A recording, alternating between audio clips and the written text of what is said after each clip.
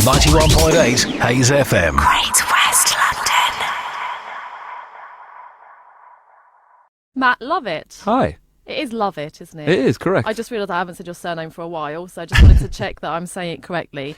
So Matt is from APS Fitness. That's right. Yeah. Correct. Would you want to tell us a little bit about yourself and what is APS Fitness? So APS Fitness is we call it like a health and fitness company. Started by me and my friend Ross back in 2011. And we do all sorts of things with health and fitness. We kind of do one-on-one coaching classes, workshops, seminars. We've done lots of different things over the years. And currently we're working a lot with people with pains, injuries, that kind of realm of things, as well as sport. We're both very sporty. So we kind of delve into sports performance and stuff as well. And we obviously pick up loads of other things within the health and fitness world. So just on that point, while you're talking about pain and injuries, do you find that people come to you because they've got pain and injuries already? Or is it like general people trying to get fit and then you help them through the pain and injuries that you get as a consequence of... Yeah, so it definitely started that way. It started that we were basically just, the regular health and fitness things. People wanted to, lose a bit of weight, get in shape for a wedding, run a marathon, and everyone had pain. So you couldn't quite do the things that you wanted to do. You wanted to do some cardio stuff for people. You wanted to do some strength stuff, and their knees hurt or their back hurt and stuff. So we had to start developing ways to, get around that. You either ignore it, train through it, ignore it, do something else, or you try and fix it. And we both have had injuries in the past, and I just call it like life pains, like wear and tear kind of pains that, not a big injury where, blow out your knee ligaments or something, but just things where, my knee is really starting to hurt now, my hip is starting to hurt now, my back is starting to hurt now. So we want, as with most people in the health and fitness industry, you start to try to answer your own questions, right? You have, problems yourself, so you seek the answers, and then Google, you find them, and then YouTube, and then you start, and then that leads you to be able to help other people with it. So it started that way, and now it's become more of a a thing we advertise, and obviously word of mouth spreads around that I had a bad back, you should go and see these guys, and now people sort of come to us with that. Usually it's still layered. Usually people, I'd say that most of the people that we treat have pain and injury that's preventing them from doing something.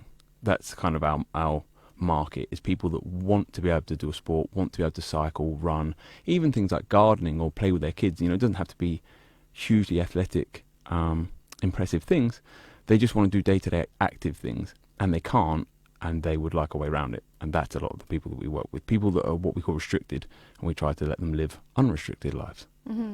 How about people who are like sitting at a desk all day? So not really being very active, and then start to get active, and obviously because their body's not used to doing anything, you become really aware of how everything feels, and obviously just general fitness, you work a muscle, it's going to feel a bit of pain afterwards, and I found people who are very, very new to fitness really struggle with that initial feeling pain, and I heard another trainer actually tell me their client, maybe it was you, I don't remember, someone told me their client took themselves to hospital because they were in so much pain just from their first session. I did, that might have been me. I had someone ring. I used to work at like a commercial gym, and I did a induction with someone, and this is at the start of my career, where it was probably more fitness based than it was prehab or rehab based. So it was probably a harder session maybe than they had needed on their initial one, and they'd never done anything before. And I did get a phone call the next day for the gym. The reception got a phone call, and I had to go to the reception and speak to them, and they were basically inquiring as to whether they should go to hospital because they're in that much pain. But it turned out, 3 days later, the muscle soreness died down, and it was just a rude awakening into exercise for them. But yeah, that's probably my bad. It was probably a bit too hard. But yeah, they didn't need any hospital treatment.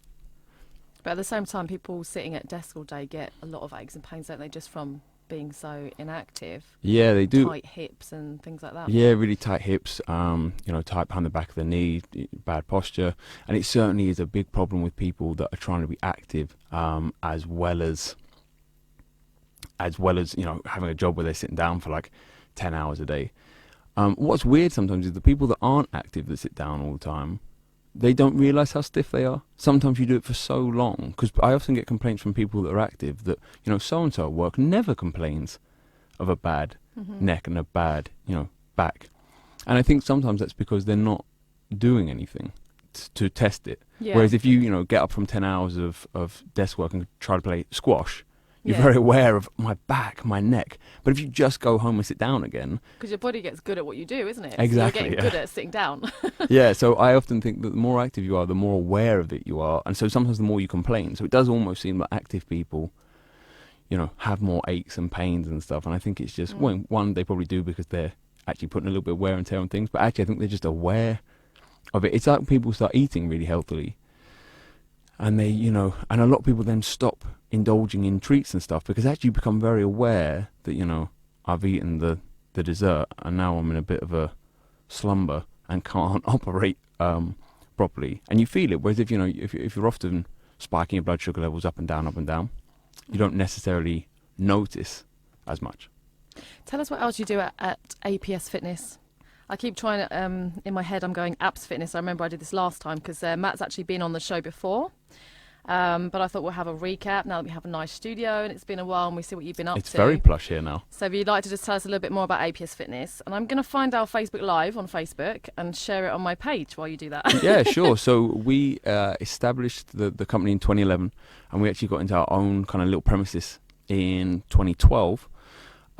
Which was based over towards Maidenhead, and we're actually in we've been there ever since the beginning of this year, and we've actually just started the process of moving. So we're moving a little bit down the road to a more spacious, slightly kind of hopefully better facility that will be up and running in a few months. So you're not where I went to see you? No, we're currently in an intermediate place because the timings of leaving the other place and our new place being ready got mucked up. Okay. So we're working in a kind of make do space, but it's it's fine. It's got all our kit in it. It's working well, and we should be in the new place come hopefully the end of March. But building work and stuff, it can always be March a bit is a nice delayed. time, and the weather starts getting better. Yeah, I can't wait. The problem with this place is that the last place we had was like it had windows all down one side and we had mirrors and stuff, so it felt quite nicely like naturally lit. Whereas this place doesn't have any natural windows. It's like a big garage, so it's lit but it's all lights and unnatural. So it does get a little claustrophobic. Have to keep going out for little fresh air breaks. Yeah. How are your clients finding it with the move from one location to another? Yeah, fine. They've all been really cool about it. I freaked out when we realised we were going to have to move twice. But as with all things with life, if you explain things, people are fairly understanding. And I think it's reinforcing that most people are coming for the service we offer, and now expertise and brains rather than just the location. But when you've been at a nice location, you kind of rely on it, so you begin to think that's a big part of why people are coming, because it's a nice venue, it's nice looking. But I don't think the majority of people mind at all.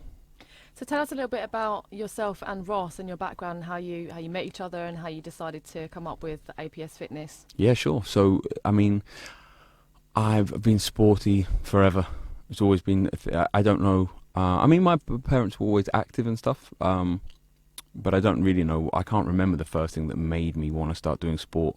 I just always did. Followed football. Followed rugby. So did you enjoy PE at school? Yeah, loved it. That's interesting because I hated PE. Did you? Yeah. And then got into sport later when it was something that I could do alone rather than in a group. I don't think it's necessarily taught. I mean, this is when I was at school. I'm not sure it's taught in the best way. I think when I was at school, it's taught in a way that if you like sport, you'll like it. But they're not really trying to open it up to encourage other people, because also there's a difference between sport and movement. Yeah. And this is a big thing that we've been doing recently, is trying to get people into more natural movement. You don't have to lift weights. That's a specific thing. You don't have to cycle. That's a specific thing. You do probably have to move. That's a bit like brushing your teeth. As in, you probably should do some movement. You'll feel better for it. But there's loads of things you can do. You can go climb trees outside. You can go hiking. You can play badminton. You can play football. You can do whatever you like. And I think that would be better if they open up, movement in schools rather than sport. I mean, not everyone likes sport. Not everyone likes every sport. And also, there's the label, isn't there? Because there's fitness, there's health, and when you say movement, it feels a little bit less intimidating. Yeah. I mean, people really, for health purposes, you can probably just walk. Like most dog owners are pretty healthy. They get out. The body responds to walking really well. You probably there's some other things if you want it to be optimal where you could add in more variety. But that's just moving. Sitting for long periods of time doesn't do well for joints, muscles. In reality, the body is a pump system. It works because the heart pumps blood around, and that helps everything work. So the better your pump system works on a very fundamental level, the better you'll feel. So as long as you do something to kind of get it pumping, and you the more variety you can add into joints and muscles, usually the better they are.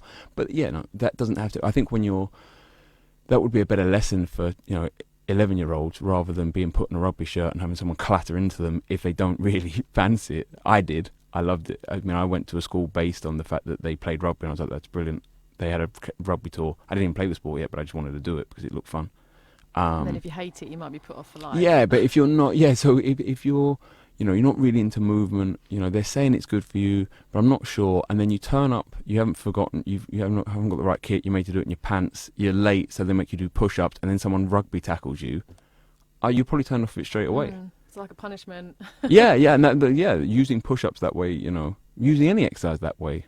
Probably if someone forgets to do the chores at home and has to do maths equations because of it, they'll probably end up hating maths. It's a punishment. So I don't think it's a great way to encourage kids. But as I said, for me it wasn't really a problem. I was just into it all the time. Then as I got into my teens, I kind of started to do more exercise to supplement the sport, because you start getting more into it and you realise that footballers go to the gym, rugby players go to the gym, boxers go to the gym. Okay, cool. What do they do? And you start doing push-ups and all these other things. And then probably when I went to university was when I really got into like fitness, kind of weights, gym training, along with boxing, and that's where I met Ross. And so we got really into boxing, really into gym training. We were both doing sport degrees at uni, but didn't really know what we were going to do with it. And as it kind of got towards the end, we enjoyed being in the gym. We enjoyed working out what works best, coaching each other, offering other people tips. You didn't tips. have a life goal at that point to like be a doctor or something? No, my literal aim of going to uni was to put off going to work. It just seemed like it just seemed fun. It just seemed like I could, carry on learning about sport and, playing sport and doing other things. So I was just trying to put off that life decision as long as I possibly could. And I mean, to be honest, I did some business stuff at university, which is, proved quite helpful, running your own business. But in reality, qualification-wise, I could be doing this without having gone to uni. I think it was a good life experience, and I met Ross. So, it's definitely a big part of what put me on this path. But at the point of choosing to go to uni, it's probably more procrastinating, choosing what to do with life, more than knowing what I wanted to do and having to have a degree. Also, how did you feel about being good at sport yourself and wanting to do a lot of stuff for your own self and your own body, to then teaching it to other people? Because it takes a certain type of someone to do it for others, I think. And a lot of people get into the fitness industry thinking, I love keeping fit myself, I'll become a personal trainer, not realising that if you're packed full of clients, you're just standing there training them and you're not training yourself. It's so true. And I think that I did get into it because I just liked it myself. I think it was kind of cool that we'd already, my memory of it at uni is that we were starting to offer advice, and we were definitely coaching each other, which I think was cool. But I definitely accidentally fell in love with coaching people more than I realised I was going to. Why is that? I don't know. I think I just fell in love with the idea of helping people. I think I've always quite liked. I mean, even that's slightly selfish, isn't it? Because it gives you a warm, fuzzy feeling that you've helped someone. But certainly, the more I help people, and the more they'd come back and say, and that actually is kind of the reason we got into what we're doing, because I started to like the little things. When someone came back and said, do you know what, I can pick up, they might have been training for a marathon, but they came back and said, do you know what, I can pick up my son now and put him over my head and put him on my shoulders and walk around, and there's no pain. And the look on their face was fantastic, as if I'd opened up a whole doorway for them. And it wasn't particularly that complicated. It was just the right things for the right person. And that really, that makes me feel brilliant about myself. There's another lady I've worked with in her 60s, and she can, she's on her own, and she gets massive fun and enjoyment out of gardening. It passes the days, makes her life feel more worthwhile. And that was something that was being taken away from her, and we've been able to, give that back to her by giving her more mobility, more strength. She feels better, and that's wonderful. So selfishly, I enjoy that feeling of others being happy. But I didn't know I was going to enjoy that much. What about Ross? Yeah, I think the same thing. I think he, I don't think you can be in it. I mean, we've been doing it for just I over. don't think you stay in it unless you Yeah, I mean, love we've the been results. no, from we've people. just been doing this near enough over 10 years now, and I don't think you could if you didn't enjoy helping people. I think Ross especially also likes problem solving, so I think he really enjoys kind of almost the black and white of, right, okay, they want this is in the way. How do you do it? How does it Can you work? give an example? Well, as in, like, if someone comes in, so Ross is really into rock climbing, bouldering, especially if you know what bouldering is. It's like rock climbing but without the ropes. And so he started to work a lot with that audience, because I think in the rock climbing bouldering world, there's not necessarily a lot known about biomechanics. It's still a little bit, you turn up, you do some shoulder circles, and start to climb. And so there are a lot of people with very banged up shoulders and stuff. So, he would like to look at the problem, so-and-so has only got so much time. They want to be climbing this level. They're at this level. What is going on with their shoulder? And by assessing it and breaking it down, that won't work. If their shoulder's showing certain things, these exercises won't work or these stretches won't work, but this will. This is the answer. And you kind of go with that. And also, people don't necessarily have... You could come up with the perfect plan, but it could be, 2 hours long. You can't do that. So how do you get it to 5 minutes, 10 minutes? Just little things that they can do. It's got to work for the average person. Yeah, and they've Or only even got this an kit. athlete. They've only got... Yeah, and also, a lot of people, and I mean this in the nicest way, but a lot of people don't care. A lot of people don't want... They just want to climb. They just want to swim or run. They don't necessarily want to, strengthen their rotator cuff or do some thoracic rotation. So you've got to keep it minimal enough that people will do it, and then hopefully they fall in love with it because, actually I feel much better. So now it's worth doing. But it's great having a purpose, though, isn't it? To actually being in the gym, knowing that I'm doing this particular exercise because it helps with the sport that I want to do, Yeah. rather than I'm just doing it. Why am I even doing it? Because the guy last week showed me it was a good exercise. Yeah, and that's why we try to get people to buy in. Like, I'm a big believer in kind of explaining what it is that something's doing, why you would do it, when you wouldn't do it.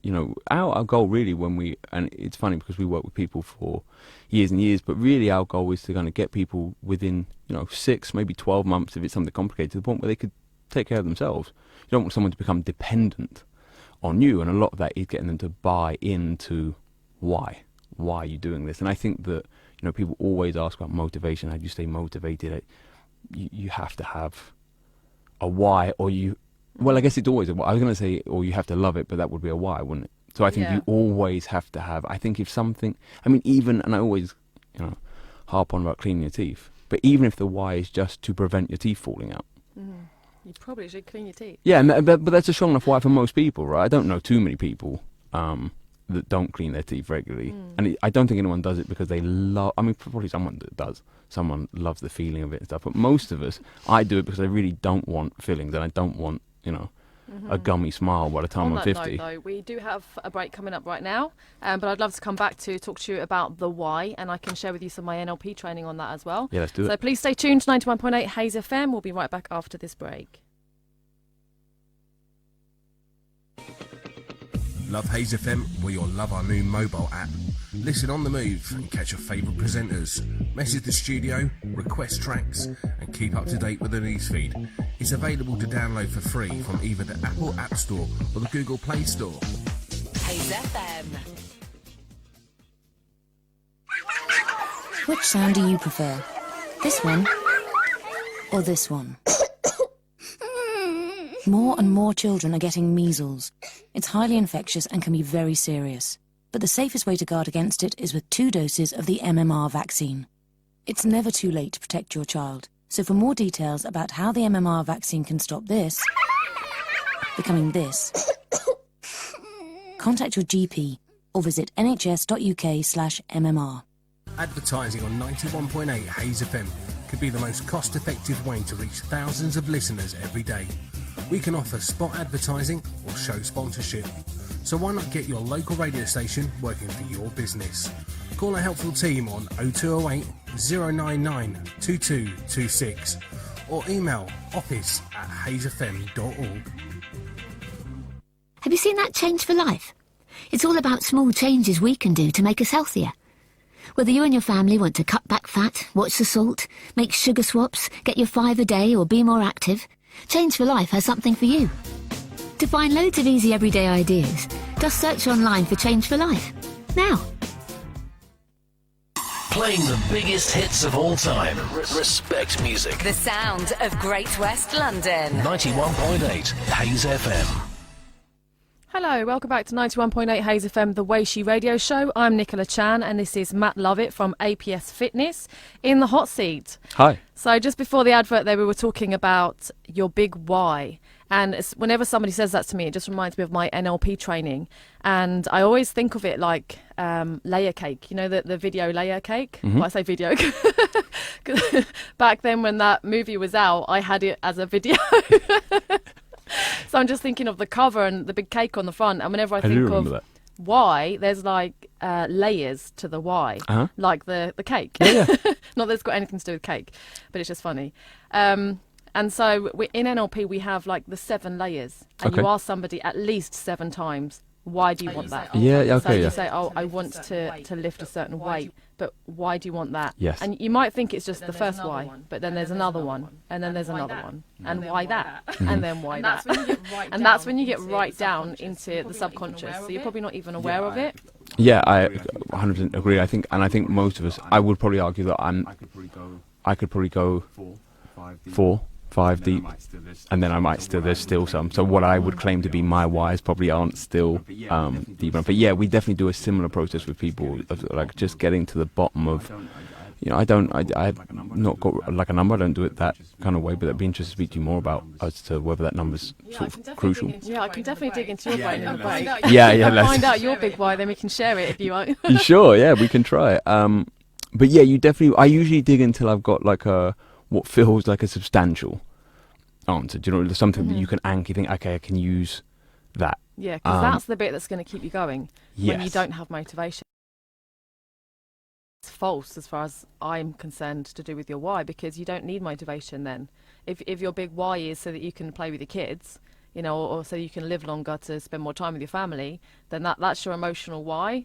So on the days you don't want to do it, you don't want to let your family down. Yeah, absolutely. I mean, I think that the trouble with health and fitness sometimes is it falls into the category of a lot of things. Is there's a lot of things in health and fitness that people want. You know, why wouldn't people want to be a bit stronger, want a 6-pack, want to be slim? But that's the same as, wanting more money. You take it if you could, but a deep why is something that actually drives you. Like, do you really want it? Like, do you want it enough to sacrifice things to go and get it? I mean, most people would want to be world champion at something for the prestige, the press, the fame, the fortune. But you've got to sacrifice a lot to get that.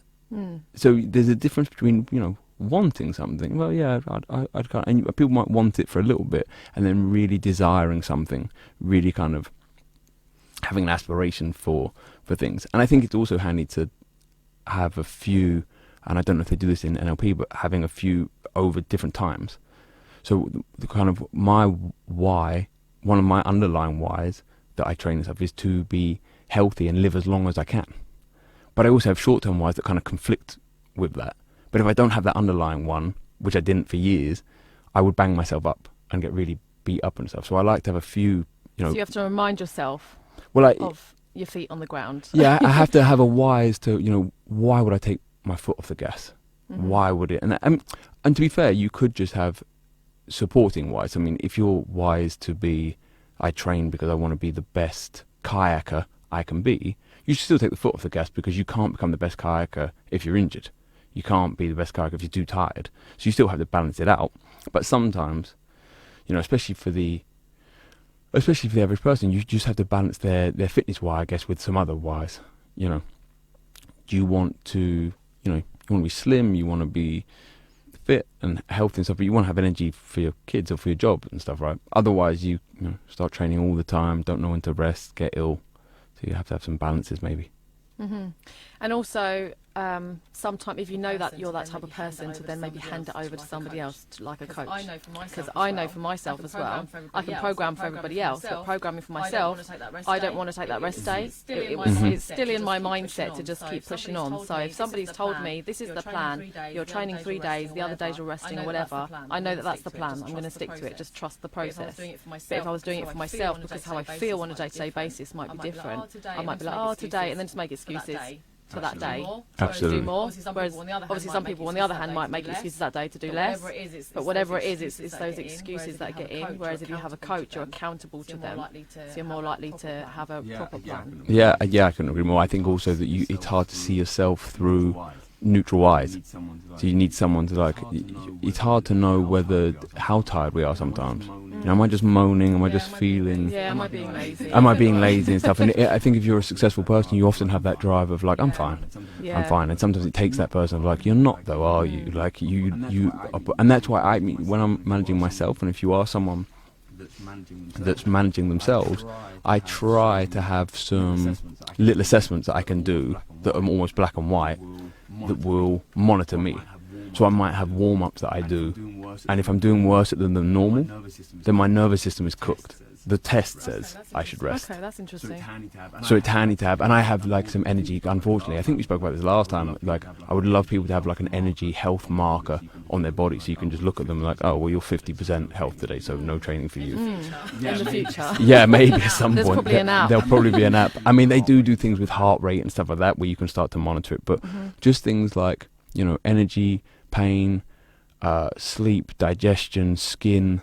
Libido is a good one. If those things are different for you, so if your sex drive is tanked, if your skin is playing up, if that old injury's come back, you're not sleeping very well, they're all fairly black and white markers of your nervous system is struggling.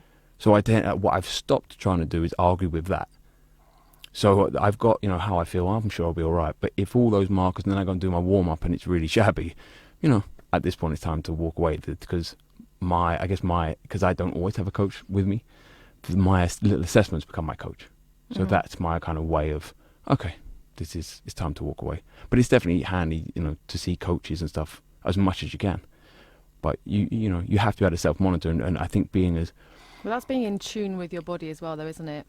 Yeah, and also being honest. There are, as you said, there are days when you just don't feel like it and don't want to get out of bed, but I definitely can. And there are days when you are, you've overcooked it and you're tired, you need a rest, and working out. Because that's the problem, is if you've played sport, you know that there are times when your body wants to quit, or your mind is saying quit rather, and you can push on. So it's working out when. It's difficult, isn't it? Finding that line when do you push, when do you not? Knowing which voice is talking. Yeah. And but that comes back to your why as well. I mean, if you're a professional athlete, then maybe that push, maybe that that fine line is a good place to be. If you're someone just trying to stay healthy and stuff, maybe ease off for that day. You don't need to. Why push it that hard? And also, which voices are your own, Yeah. and which is society saying you're lazy if you rest today? Yeah, and yeah. all the memes that you get out there, like you should feel bad for eating certain foods and you must train it off, and all of these things. Yeah, like quitting's a terrible thing, and you should never stop and come on one more You should never have a rep rest day. yeah. Rest when you're dead and all these things. They're wonderful slogans. Although I do say I'll sleep when I'm dead. Yeah, I like that. The trouble is it might come quicker than you want. Yeah. On that note, it is time for a break, but we will come back because I actually like the mind-body connection. There's a lot more that we can elaborate on that as well. And if anyone has any questions, please get onto our Facebook Live on Hayes FM. 91.8 Hayes Hello, FM. and welcome back to 91.8 Hayes FM, the Waishee radio show. I'm Nicola Chan, and in the hot seat is Matt Lovett. I'm going like this with my arms. You can't see on the radio, but we're on Facebook Live as well, so we can make hand gestures and people can see us live on the Facebook. So if you are on Facebook, if you're at home, if you're not driving, get online, Facebook Hayes FM, and you'll see us live on the video. You can also interact with us, so if you do want to make any questions or comments, you can do that, and then we can answer them live on air. So we were talking just in the advert there about mindset. We went through the big whys, and we were talking about the mind-body connection, and sometimes your mind getting in the way, and finding the balance of, am I being lazy, or should I push on a little bit harder? And I was mentioning to Matt just off air how I also feel like that with just my mindset in terms of everything. Like I have little red flags that tell me that maybe I'm not doing enough self-care. So it could be that I'm focusing on body image too much. It could be that I've started counting my calories, or I really feel like I want to weigh myself. And these are things that I don't do anymore. I just know that they're not healthy for me. Like they might be all right for somebody else, but for me personally, I don't do them, and I don't promote those activities. And I know that when they pop up, it's just because I'm not looking after myself in another way. Yeah, that's great. I think it's really handy to have little red flags that, you know, each person, you know that it's a sign of maybe, you know, slightly destructive or just not constructive behaviour for you. And you know, this is the problem with health and fitness coaching, is there's so much going on. You know, there are certain injuries and stuff that, you know, it's not necessarily injured. There's not necessarily any structural damage there. You know, maybe the body's had a bad experience through an injury, and now it's just decided that that movement equals pain. And so you know, sometimes you just have to give people good movement experiences to get the brain to actually realise, oh, it's not as panicky as I thought and stuff. And it's the same with food. If people have bad food experiences and stuff coming into coaching, it can't be as black and white as, well, you know, you do this, you need this many calories, you need to eat this type of food. Mm-hmm. You know, people have their own experiences, people have their own preferences now, especially with food, the way they want to eat and stuff. So there's a lot to consider. Mm-hmm. Food can be like an anchor as well, actually, because I can remember some hideous diets, and certain foods just remind me of that diet. So although I kind of just eat a bit of everything, there's still some things that I just wouldn't really want to, like vacuum packed broccoli from those companies that send you all their healthy food.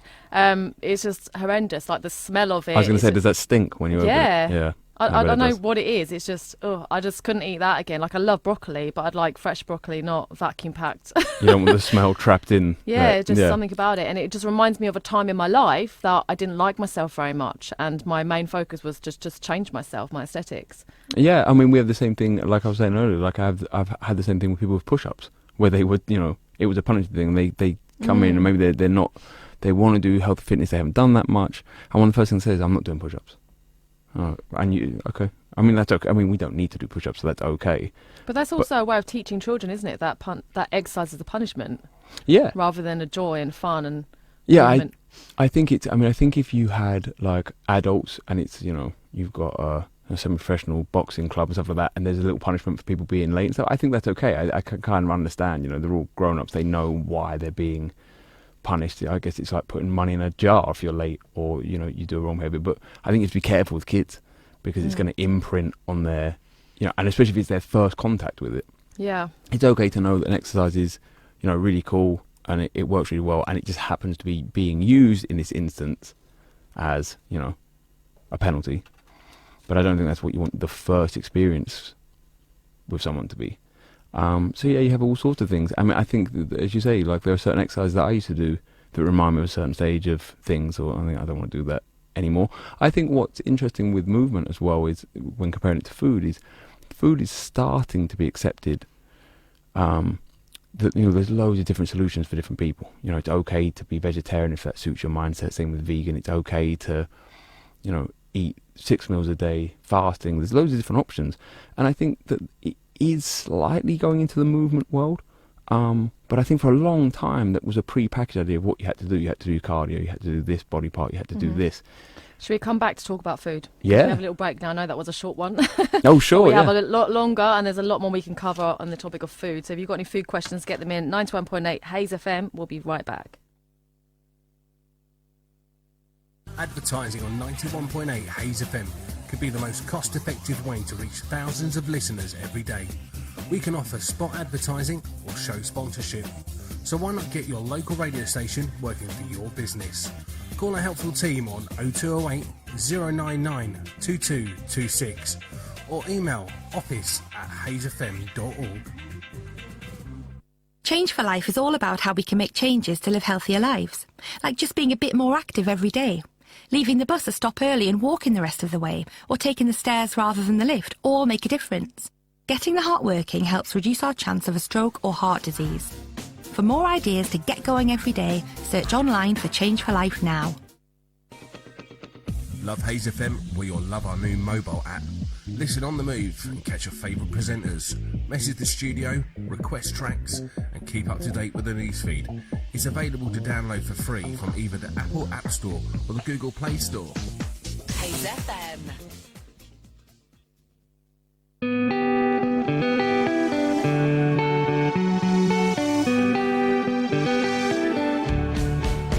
Hi, I'm Huey Dixon from Hayes FM and Uxbridge Gazette. And I'm Claire Barrett, founder of U-Gigs.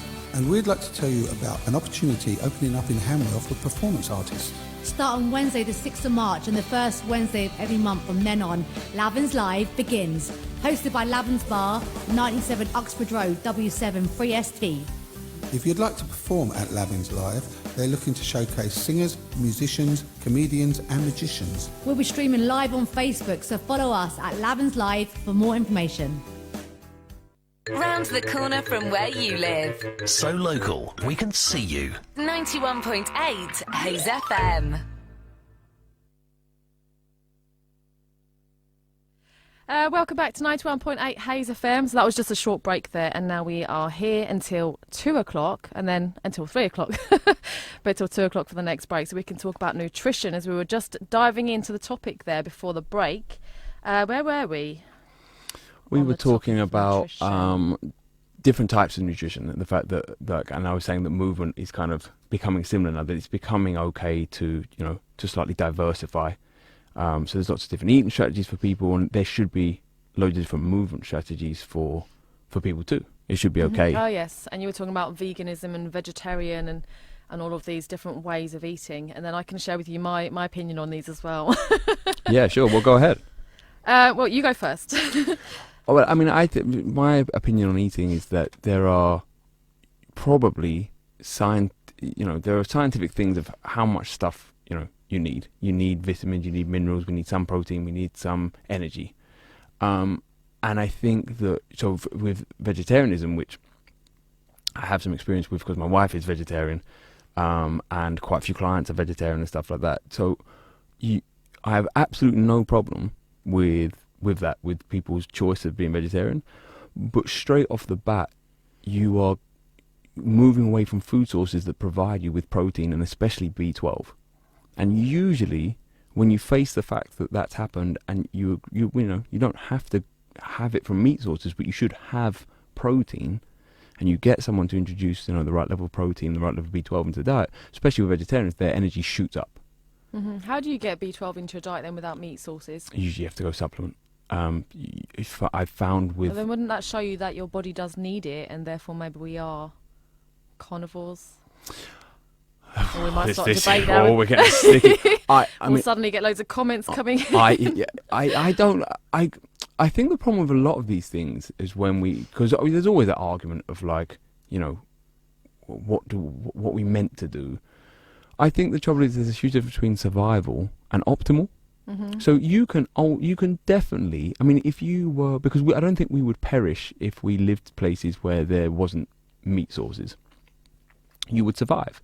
And there are plenty of, I guess, tribes and people around the world that don't eat a lot of meat, and they probably are what we would call deficient in protein.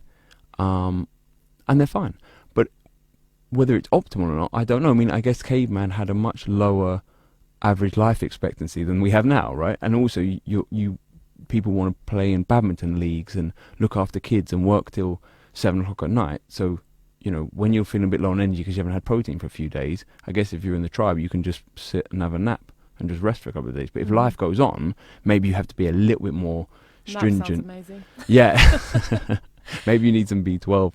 But yeah, do you see what I mean? I think that there's, when we talk about, you need protein, you need B12, it probably has to be framed in the sense that if you want to be active, if you want to be doing certain things, you probably need a certain level of fuel. I actually just found it myself recently. I was really suffering a lot with, and again, one of those things that you don't notice that you're just, pushing through, carrying on, but I was suffering a lot with kind of fatigue and brain fog a lot.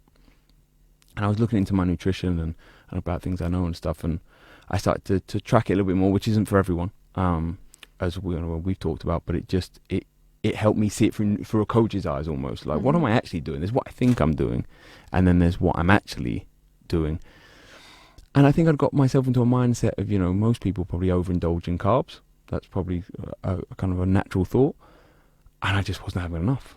And so I started to eat more and put more back in, which seemed like a lot of food, but I do a lot more exercise stuff than the average person. And I feel... Well, this is the voice of society, isn't it? Right. That, oh, that's too much. That's not a portion. For a man, you should eat X number of calories. But obviously, for you, yourself, your body is going to be different to... Yeah, and I just needed much more everyone's fuel. different. And I feel way better, especially from a brain fog point of view. So I think that it's really important to, try to realise that there are some... there are probably some scientific principles that are harder to get around, like having an adequate amount of, protein, vegetables, things like that. Well, that's the thing about carbohydrates. You're saying about the brain fog. Your brain only uses carbohydrates, doesn't it, as an energy source.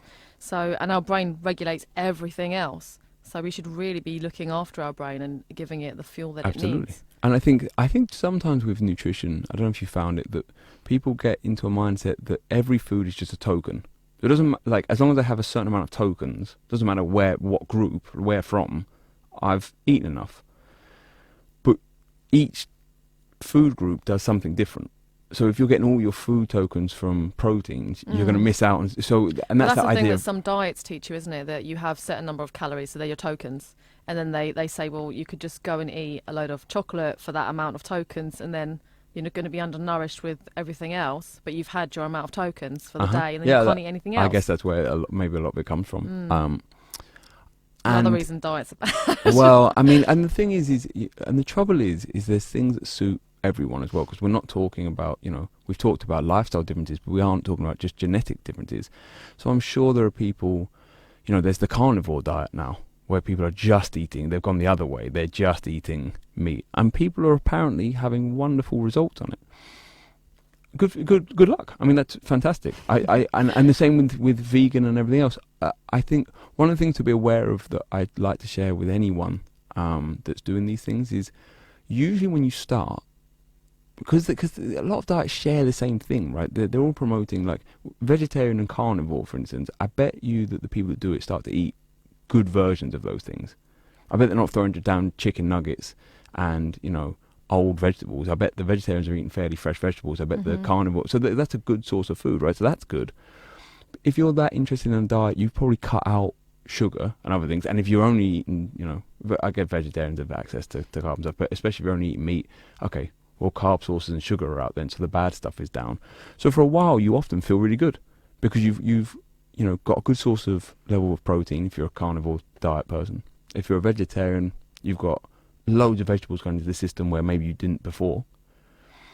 And you've got rid of some of the negative stuff. And what tends to happen after a while is the imbalance, because say vegetarians are missing protein, or maybe carnivores are missing vitamins and minerals that will come from certain vegetables. And I'm not an expert on these things, so maybe I'm butchering. Maybe they can have some vegetables and stuff, but usually then they start to dip off, and they don't last. They come back to a more balanced way of eating, because there'll be a con with it at some point.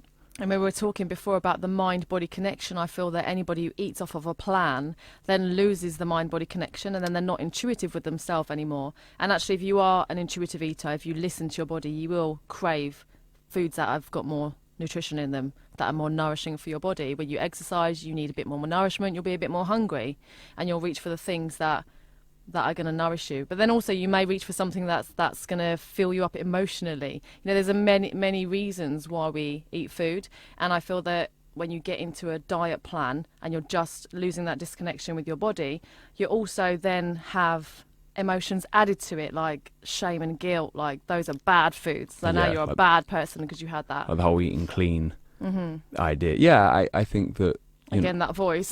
yeah. Who knows where these thoughts are coming from? Is it the media that's doing it? Is it your next door neighbour that's throwing out slogans? Where are these ideas that you've got coming from? And, who said that the odd, emotional eating, it's okay to play a sad song or to play an upbeat song to pull yourself out of things, right? So why would it not be okay if you've had a really, rubbish day not to have some ice cream? If you always have to do it, then you have to reach for that behaviour. You're like, why? I mean, if you're having ice cream every day because you're sad, then you should probably get to the bottom of why you're sad at the end of every day and having to reach for ice cream, as there are more constructive ways we could do it.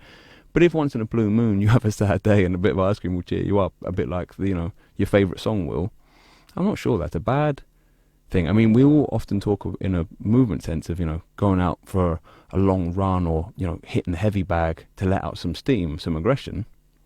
I don't see why the odd thing, as long as you're in control of it.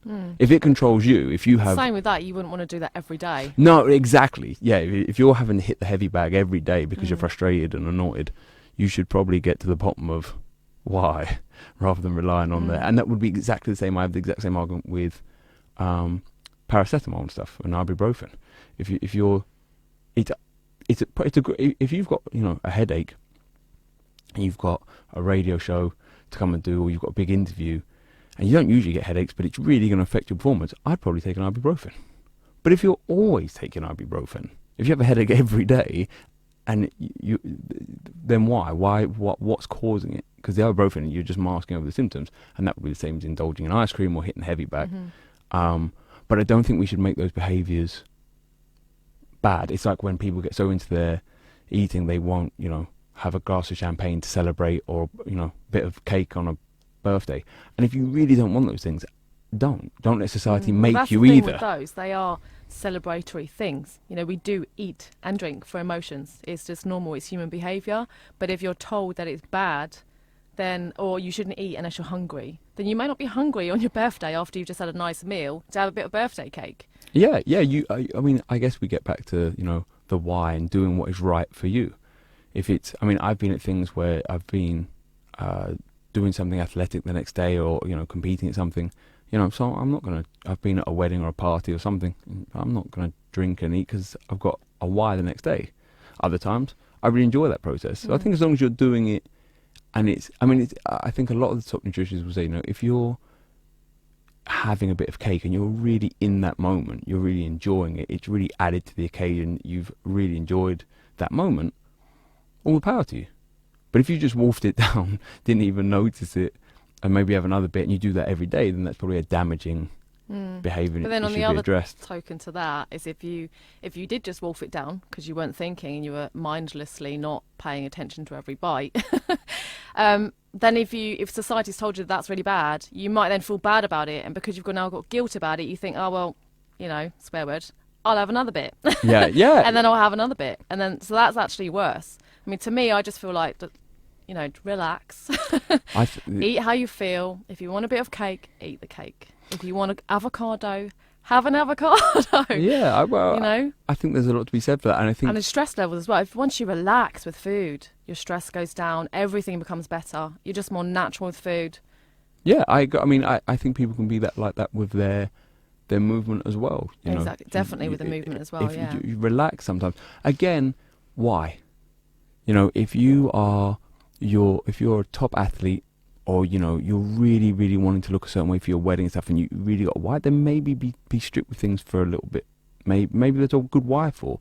But if you're just looking for health, if you're just looking to feel a bit better, look a little bit better, be a bit fitter, people probably don't have to be as intense about it as they are.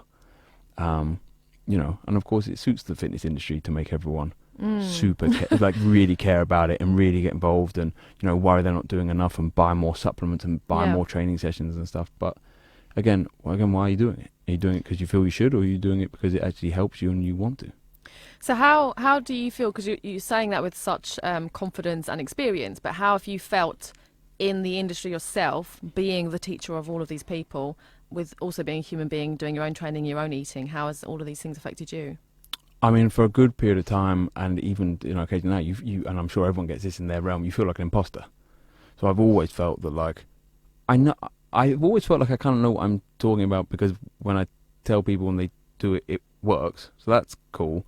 But I never feel that and especially when I started, I look the part, or I look like, so I was always almost like a bit embarrassed to say that I'm a personal trainer or health and fitness coach, because I feel like people look at you up and down immediately. They definitely do. And and especially if there were people you didn't know, and you were out in the, you went to a beach, or you went to the park, and I'm sure it's nonsense. I'm sure we weren't waiting for you to take your top off to see well, let's see what the personal trainer looks like. I'm sure again it's all in the mind, but certainly there's been times where I felt that I had to be look the best shape, lift the most weights, run the fastest out of the clients. Otherwise, why would they want my opinion? But then you realise a lot of great coaches weren't necessarily world champions. They might be very good at their sport, but they weren't necessarily the best. They're just a good coach. You don't have to be the best at something to be a good coach of it, to have a great understanding. So yeah, I've often suffered with, you know, not feeling like, not really sure why do people, you know, come to me? Why, you know, maybe I'm not the best person for this, maybe, and certainly with training of food, like, oh no, I had cake, like that same thing, that guilt thing of like, oh, but you're not meant to, or are you meant to, or I don't know, and there's so many changing things. Are you meant to be vegetarian? Are you meant to be this? Are you meant to be that? And also, you're meant to know everything. Yeah. And there's just so many times people ask me about things, especially like classes and stuff. And they're like, do you know what this is? I think I've never heard of it. I've no idea. Do you find people, because I get this, that people just think like you're a doctor. You know everything about the human body, all of your, not only your injuries, but your illnesses and yeah, there's a lot of skin diseases, everything. Yeah, there's often a lot of people coming like, feel this, and you think, right, okay. I mean, I can, but I'm not necessarily sort of my realm of diagnosing. I mean, people will lean on you and tell you a bit of everything. And that's why I always have to... And also a bit of counselling. Yeah. Which is one of the reasons I got into doing mindset and NLP and hypnotherapy as well, because training people, especially one-to-one, is very personal. You get to know them, you get to hear a lot of their problems, and it is a lot like counselling. It is, and I'd like to pick your brains more about that, I think, at different times. I think sometimes I would like to do that stuff just so I know that I'm not doing damage. It's not necessary. But I think one of the best pieces of advice is my coach actually gave me, because as we always do, as you were just saying, sometimes you can have a bit of self-doubt in any profession. You're new to it especially, and you're thinking, am I good enough? Do I need to be the best? Blah, blah, blah. The same with me in mindset. And I remember saying to my coach, Callum, if he's watching, and he said the best thing you can do is be a lamppost. And he said, even if you were a lamppost and you just listened to them for the whole time and you gave nothing back, you've helped them, because they go away going, oh, that was really good, you know, I got it all out. And then they felt great. So if I just, that's my minimal expectations of myself, is to be a lamppost. Because sometimes if you are thinking, oh, I must give them something. Yeah, that's me. Yeah, and then you're trying to solve everything. And also giving advice, which is one thing you wouldn't really do, because you're a facilitator for them to find their own solution. Whereas giving advice is what you do to a friend. Yeah, no, I think that is a a great bit. I will try to do that more. I think the trouble with being a coach is that it's in me to want to help find people. A solution. So, and actually, bless her, mum, if you're listening, but my mum was one of the people that like taught me early on, but it took me a while to actually realise what she was getting, and was like, I just want you to listen. So she'd come back with Is that a woman thing? A bad day. Well, I think Hi, Mum. I think it can definitely be a more masculine trait to want to fix the situation. You know, you come to me with a problem. I believe what you want me to do is to fix it. Because I guess but I mean, I'm sure it crosses between males and females. It's not just a man thing, but maybe it's a more masculine thing. But it was definitely a thing for me that if you come to me with a problem, I will bend over backwards. I will go really out of my way to try and fix it for you. I don't like. Right, we're back on there, 91.8 Hayes FM. It's the Waishee radio show. We were just talking off air there about... Listening, yeah. Just listening. And Teresa Brown's on Facebook. She says, sometimes people do just want to be listened to, actually the majority of the time. And we were saying that, so even just without giving advice to someone, as you're telling someone your issues, you're finding the own answers yourself. And sometimes you just need a soundboard, or just to be able to say it out loud to actually confirm to yourself, actually I do feel like this. Yeah, and I think need your advice, because I'm going to do that thing. I think the other thing is that sometimes the problem you run into when you're trying to advise people is if you jump in with advice, not only did they not want your advice, but it's almost like you haven't listened to them. You're just trying to, I've got an idea, I know what to say to them. And actually they end up thinking, well, thanks for your advice, but I didn't actually even feel listened to in the first place. So I think sometimes jumping in with that advice and stuff, you can tell. Sometimes you can tell when people are just there waiting to talk. That would be a good thing, actually, to do on fitness courses, like personal training courses, to teach people how to listen. Yeah. And not actually just wait for the space to then come back with something, because you have to find a solution, because they always come to you with a problem, therefore you have to find a solution, especially as you're taking money. They must get their money's worth, so therefore I've got to give the advice. Yeah, absolutely. And also I think there should be, I mean, obviously with personal training courses and fitness courses you can only cover so much, but no one told me that when I'd start personal training people that people would break down and cry. I never expected that to happen, and it happens a lot. And and it's one, because it becomes a slightly safe space. Two, because when you start exercising and stuff, that's why people exercise, to sometimes Release emotions, doesn't you release emotions, you get ideas. And I remember being completely stunned the first time someone broke down, kind of, because it also, like, when I start, and I guess most trainers start with the question of, how are you? How's things? And you mean a little bit about how the day, but you also mean like, how's it gone? How's your training been? How's your knee? But and some people don't ever get asked that throughout their week. They haven't been asked, and you ask, how are they? And it's such a massive thing, because that's the thing. You're there for them, aren't you? Yeah, and some people don't have that a lot, and so you become that person that actually does care about them. Hopefully, if you're a good coach, you do care, and sometimes just that level of care, and so if someone's sort of asking, how are you, how are things are going and stuff, can bring out all sorts of emotions. And no one told me or taught me, and my apology to anyone that I've not done a good job with over the years of dealing with it, but no one really teaches you when you first get into personal training that's going to happen, or coaching. You never realise. I'm sure hairdressers are the same. No one teaches it. Maybe they do now, but I don't think anyone necessarily teaches hairdressers that you're going to hear a lot of problems. You're going to need to do a lot of counselling. Funny you say that, because I was talking to a lady who was a hairdresser from the group Happy Days, who are also on Facebook, if anyone wants to check them out. I did some work with them, and Brandon Block, actually, he was on the show, and he shared his experience and how he started Happy Days. And the lady was actually saying that as a hairdresser, there's something about touching people's heads. Right. So she was like, as a child, that's when like your parents do your hair, and it's quite an emotional bonding experience. And she was saying, as adults, people don't touch your head. So just having that connection with someone then makes them be able to open up. Oh, and then really? all the That emotions makes sense. come out. Yeah, and I never really thought of it like that. I just thought, when I go to the hairdressers, which is hardly ever because I mainly do my own hair, some self-care I probably should add into my thing, my list. But yeah, I just want to get in there and not really be spoken to. Because of my job, and I am talking to people all the time, maybe then I don't want to talk to anyone. I just want to like sit there, get my hair done and go. It is amazing as a coach how much you I don't like small talk. No, I think there is a lot of, like, when you've been, coaching people for 5, 6, 7, 8 hours of talking and hearing your own voice, of just want a bit of peace and quiet, not speaking anymore at the end of the day, which can be difficult, if you're living with people that want to hear and want to chat and stuff. But yeah, I can imagine no more small talk, please. I mean, if I went more regularly and I got to know them just like a client does with a trainer, I probably would just start talking about all my problems or all of theirs, and you just have that kind of friendship that you'd build. But yeah, because I hardly ever go, I don't want to do like, what's the weather like? No, but that's okay. I guess there are loads of different places that can turn into a safe space, and that's one for a lot of people. And the gym can be one for others.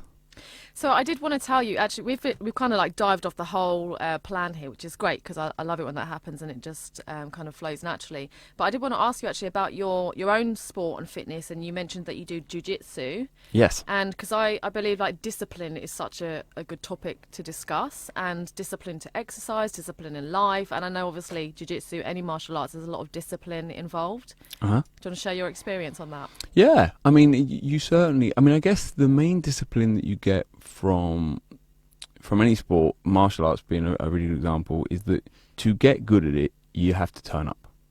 It's the main thing of anything, right? You have to, and I guess that's any pursuit, that if you want to be good, you have to turn up. You have to get out of bed. You have to go. And so that in itself has probably been one of the biggest disciplines for me. I think I'm pretty good at, if I have a mark in my diary, I'm there.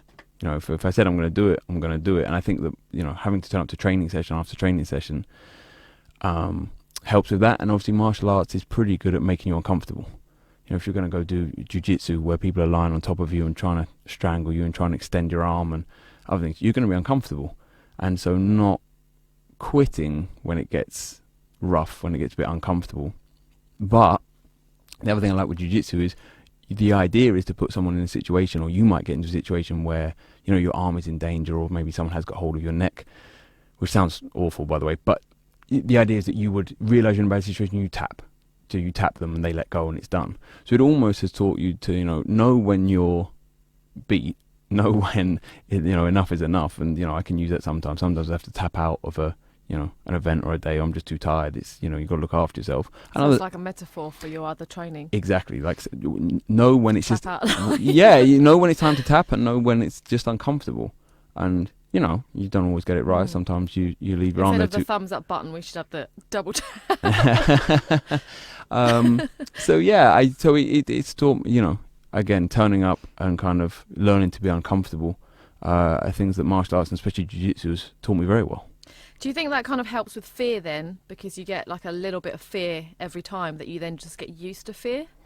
Yeah, sure. I mean, I think, I haven't sort of competed loads at things, but I have done, competitions at various sports stuff. I think competing helps with that, getting over the fear that you might fail, getting over the fear that people are going to, watch you, and Isn't there also the fear of getting hurt? And you mentioned earlier, actually, and I did want you to elaborate on that, so maybe we can come back to that, about the fear of old injuries. Sure. In terms of jiu-jitsu, the fear of getting hurt. Yeah, I mean, that's interesting. I don't know whether there is definitely that fear. I think that you had to get over it eventually. I think that hopefully, if you're training in, martial arts, boxing, jiu-jitsu, you're in a space where I'm fairly confident that someone's not gonna hurt me on purpose. But obviously things happen. It's an interesting one. I don't. It's not something that I check each time I go in. It's not as if I walk Maybe through it the comes door. more naturally to you because you've always been into fitness. There is that. Yeah, I think it's a great place to. I think it's a great place for people to learn they're not as fragile as they think. So there's a lot of people that I know that have turned up to jiu-jitsu. They're not necessarily rough and tough people. Don't want to tumble around. Don't want. And I think it's a good, especially if you've got a good trainer, good training partners that aren't gonna break you, aren't gonna do bad things, and you just learn that, like, well, I can get a scrape up my face. I can. I mean, fitness teaches you that a little bit, doesn't it? Like, you're not as fragile as you think you are. You can run and your lungs are burning, and it's okay. You can keep going a little bit, and you have to balance that line. How far do you push? Is it just uncomfortable? Is it dangerous? So yeah, I mean, I'm certainly less afraid of getting hurt than I was. So I guess it does help in terms of, as I said, I think it just makes you very comfortable with being uncomfortable.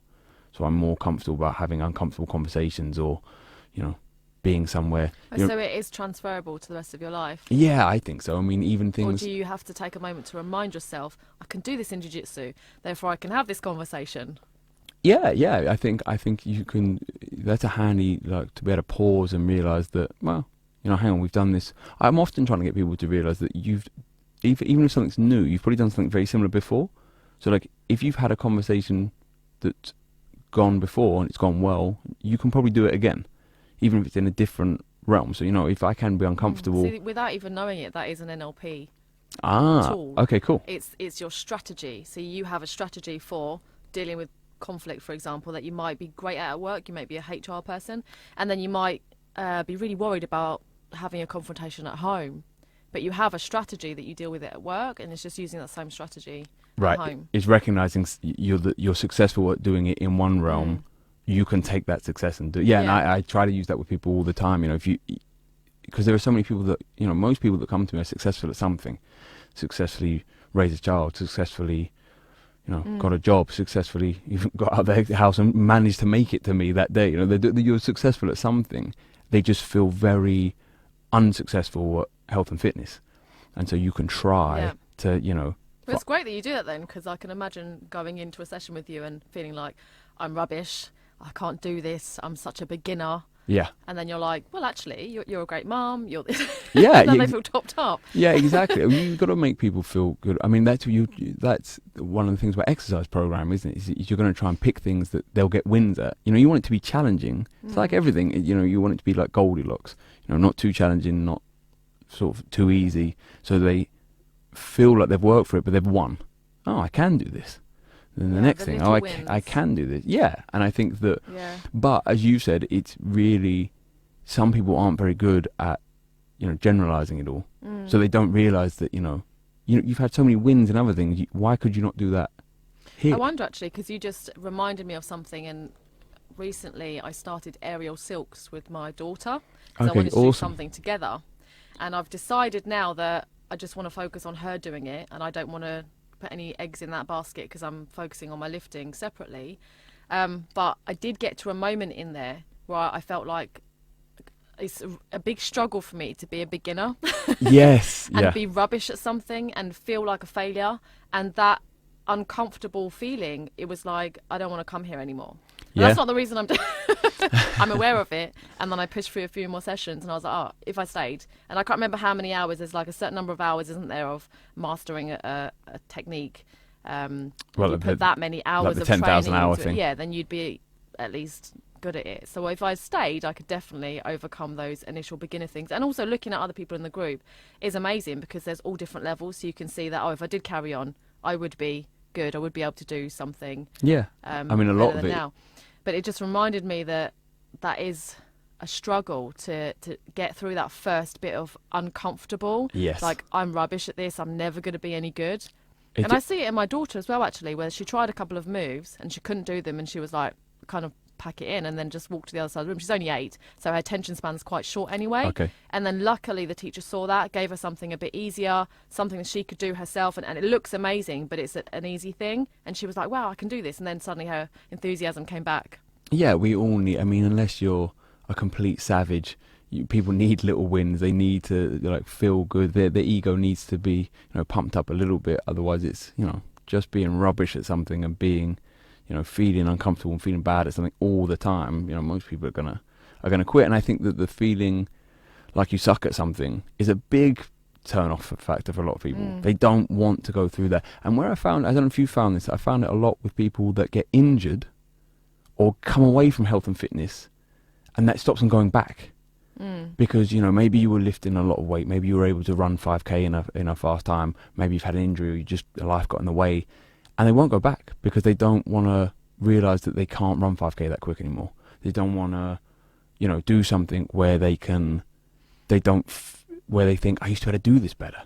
They don't want that feeling again. And it's a So bit not even comparing themselves to other people, it's, I used to be able to do this. Yeah. Now I'm rubbish because I can't. Yeah, because sometimes when you're a beginner, one of the good things is that you progress quickly, right? So if you take lifting weights, for instance, you go in and you start lifting, and because you haven't uncovered your potential strength yet, one session you're lifting 5 kilo dumbbells, then 10 kilo dumbbells, and you think this is brilliant, and you enjoy that process. But to do it a second time, when I've already done this, I've lifted them. If people don't like it, people won't go back. It's really quite difficult for some people. That's why it's better to stay. Yeah, but and unfortunately with injuries and stuff, Totally. you don't always have that choice. But yeah, I think. But again, it's trying to. But there's always something you can do. Like my partner's injured at the moment and he's doing strongman. Okay, so cool. He's really frustrated that he can't do certain lifts that I are bet. related to strongman, but he can do so many other things. And I've said to him, maybe if we, and he's also seeing it like this, like the positives of it, that he's actually doing the things that he hated doing before, like some things that are more HIIT based and cardio, and he's focusing on them. So he's still able to train, still get the happy hormones, still feel like I've done a good session. And then when he's healed, he can go back to Yeah, more that's sport good. specific stuff. It's good coaching. Yeah, I think a lot of people will, throw their toys out the pram. Can't do that thing. Not going to do anything then. But yeah, you can work around it. Sometimes it can be a blessing, and it's a chance to reevaluate what you've done in the past. What was I doing? Why did I get injured? Was it freak injury? Was there something I could have done to There's avoid? a lesson to every injury, isn't there? Yeah, I mean, also the other thing about rehabbing injuries is it's very likely, even if you're, very clever with the way you train and, very good at sleeping and recovering and eating and stuff, you're going to get injured again. It's very, like, every time you rehab an injury, I think people have this thing of, like, done with that, that will never happen again. If you're going to do sport and activity, it is going to happen. You are going to get injured again. So the better you get at rehabbing it, working around it and stuff, the less painful and probably the easier the process is going to be. And you mentioned before about prehab and rehab. Can you just elaborate what that is for people that are listening? Yeah, well, rehab is, what most people go through once they're injured, so that they'll have like a rehabilitation process of, fixing the joint or the muscle, whatever. And prehab is kind of a phrase that people come up with, is with injuries and stuff, exercises have to do to prevent getting injury. So you're trying to sort of prehab, you're doing things. So in the jiu-jitsu world, we might do neck exercises and stuff that are hopefully going to prevent getting injured. And if you do get injured, you usually do similar sort of things, but now it's rehab because you're actually trying to rehab the exercise. So it's a big, I think as well, that world to me is, there's a big piece of the fitness or the health and fitness puzzle that people are missing, and it's what I would call and what a lot of other coaches term function. So if you think about a pyramid, there would be like health at the bottom, your baseline things like, you know, blood pressure, not having diabetes, not having other things. So like baseline health, having a good resting heart rate, that kind of thing. Mm-hmm. Then there's function, which I think a lot of people miss. Then on top of that, there's fitness. So how strong are you? How fast can you run? Then on top of that, there's skill. And so if you want to be, let's say you want to, you know, throw a discus fairly far, there's some skill to be able to do that. That has to be based on a certain amount of strength and speed and explosiveness. But that has to be built on a certain level of shoulder function, a certain level of anatomical function. If you want to throw a discus, you've got to be able to rotate. Your arm has got to move in a certain way. And that's got to be based on the fact that you've got, you know, your blood pressure's not through the roof. You're not going to faint every time you do it, right? And I think that function bit, which is where your prehab, rehab stuff comes from. So like your, you know, rotator cuff exercises, your neck things, making sure that you have the right mobility. You know, if you want to deadlift, you've got to have a certain level of hamstring mobility, right? So you can haul the weight up. That's your fitness. And there's obviously some skill. If you want to then turn, say, deadlifting into, you know, clean and jerk or snatching, there's some skill to that you have to build up. But if your shoulders don't work very well, if you don't have the right hamstring mobility to get over into a good position, then you're building it on bad foundations. So that's where I see that prehab, rehab lying. And that's where we do a lot of talks on, and I do a lot of work with people, is restoring function to a body. Let's come back to that. Sure. So I really like that pyramid. I can talk to you more about that after this short break. Follow us on Facebook, Twitter, and Instagram. 91.8 Hayes FM. 91.8 Hayes FM. Great